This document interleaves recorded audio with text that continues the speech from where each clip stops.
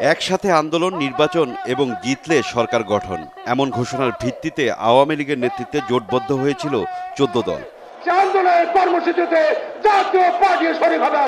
পরবর্তীতে এরশাদের জাতীয় পার্টি মিলে নির্বাচনের আগে গঠিত হয়েছিল মহাজোট। সব হিসেব নিকেশ ছাপিয়ে নির্বাচনে আওয়ামী লীগ একাই পায় 230টি আসন। নির্বাচন যখন ঘনিয়ে এলো, বিশেষ করে তত্ত্বাবধায়ক সরকারের শেষ প্রান্তে এসে যখন এটা প্রায় নিশ্চিত হয়ে গেল যে আওয়ামী লীগ নির্বাচনে বিজয় লাভ করে, ঠিক তখন থেকেই 14 দলকে কিছুটা আপনার সাইড ট্র্যাক হয়ে গেছে। বিশাল মেজরিটি মাথা খারাপ করে।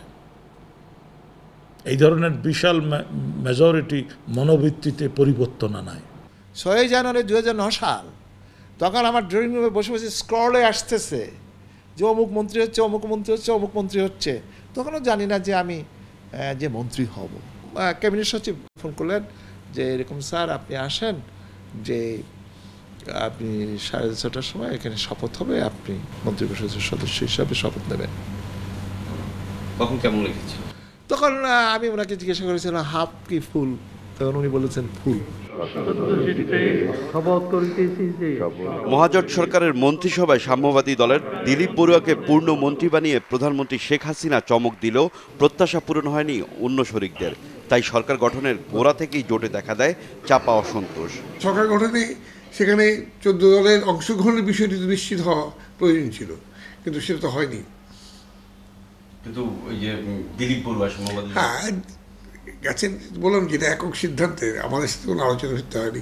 সরকার গঠন করলেন, তো সরকার গঠন করার পরে কে মন্ত্রী হলো এটা কিন্তু ইস্যু না, যদিও অনেকের কাছে এটা ইস্যু মনে হচ্ছে। ইস্যুটা হলো you are not discussing with me, I am not part of your decision. মন্ত্রিসভায় জাতীয় পার্টির একজনের ঠাঁই মিললেও রাষ্ট্রপতি হবার স্বপ্ন পূরণ হয়নি এরশাদের। মধ্যপ্রাচ্যের বিশেষ দূত করার খবর শোনা গেলেও শেষ পর্যন্ত পাননি সেই মর্যাদাও। ফলে দিনে দিনে ক্ষোভ, অভিমান বেড়েছে তার মনে। তোমরা সবাই জানো আমরা কি পেয়েছি কি পাইনি, এটা হিসাব করার সময় এখন নাই। মানুষ জানে, আমরাও জানি, আমিও জানি, আমার দলও জানে, কিন্তু আমরা এই একইভাবে নির্বাচন করব এই সিদ্ধান্ত নিয়েছি 3 বছর আগে। সব মিলিয়ে চাওয়া পাওয়ার হিসেব নিকেশ বাদেও পরবর্তীতে বড় হয়ে দেখা দেয় জোটে শরিকদের গুরুত্বের বিষয়টি। আপনি যদি মনে করেন সমস্ত বিজয় আপনার, না, আপনি নিয়ে নেন বিজয়ের 99 ভাগ আপনার, 1 ভাগও তো অন্য কারো আছে। বদরুদ্দোজা বাবু, মাছরাঙা সংবাদ, ঢাকা।